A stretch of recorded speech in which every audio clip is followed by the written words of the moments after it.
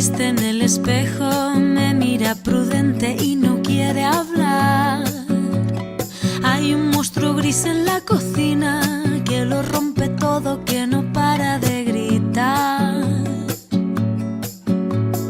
Tengo una mano en el cuello que con sutileza me impide respirar.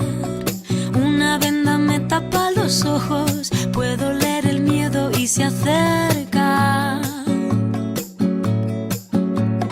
Tengo un nudo en las cuerdas que ensucian mi voz al cantar. Tengo una culpa que me aprieta, se posa en mis hombros y me cuesta andar.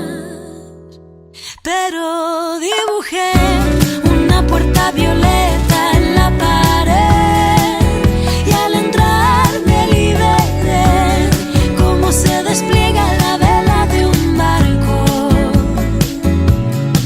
Desperté en un prado verde muy lejos de aquí. Corrí, grité, reí, sé lo que no quiero, ahora estoy a salvo. Una flor que se marchita, un árbol que no crece porque no es su lugar. Un castigo que se me impone, un verso que me tacha y me anula.